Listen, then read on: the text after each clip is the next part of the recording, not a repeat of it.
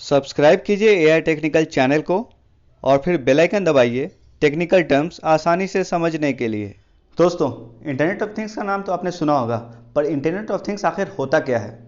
अगर हम simple definition की बात करें तो internet of things physical objects का एक नेटवर्क है जिसमें फिजिकल ऑब्जेक्ट्स इंटरनेट का यूज़ करके एक दूसरे से कम्युनिकेट करते हैं, एक दूसरे को डेटा भेजते हैं और रिसीव करते हैं। ये बात अगर हम किसी टेक्निकल बंदे को कहें तो उसे थोड़ा समझ आ सकता है, लेकिन एक नॉन टेक्निकल बंदे के लिए ये समझना थोड़ा डिफिकल्ट है। इस वीडियो में हम लोग काफ़ी आसान तरीके से देखेंगे कि इंटरनेट ऑफ थिंग्स आखिर होता क्या है, उसका डिमांड मार्केट में इतना ज़्यादा क्यों है और उसका फ्यूचर स्कोप क्या है। हाय गाइस, मैं हूं इमरान और आप देख रहे हैं एआई टेक्निकल चैनल।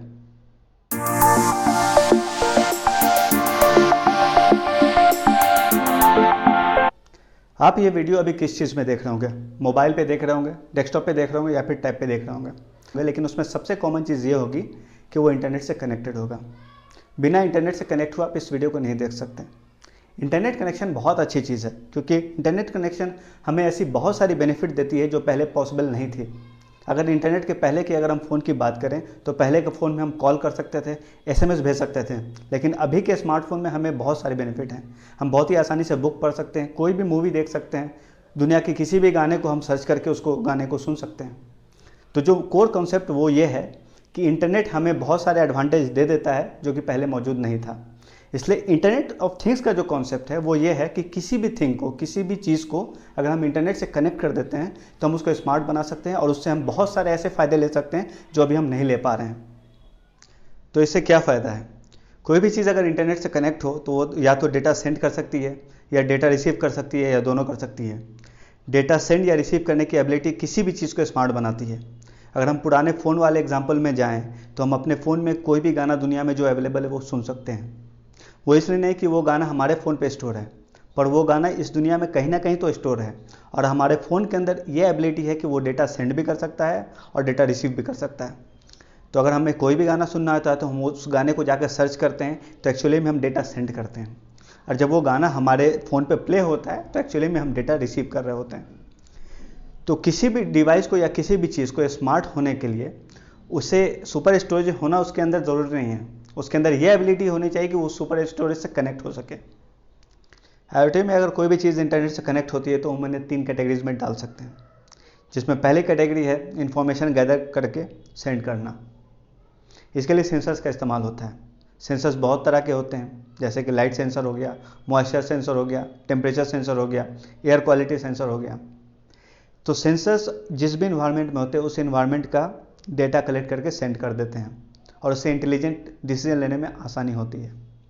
अगर हम इससे एग्जांपल लें तो कोई भी फार्मर अगर अपने फार्म में सेंसर लगाता है, जैसे मॉइस्चर सेंसर लगा देता है, तो उससे ये पता चल जाता है कि उसके क्रॉप में कब पानी की ज़रूरत है या कब पानी ज़्यादा है या कब पानी डालना है, नहीं डालना है।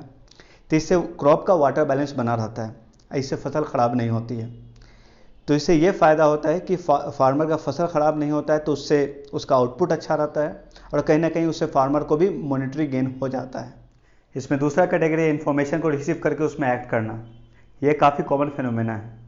हमारे घर में प्रिंटर होता है, हम प्रिंटर को इन्फॉर्मेशन भेजते हैं डॉक्यूमेंट के फॉर्म में और वो उसको प्रिंट कर देता है।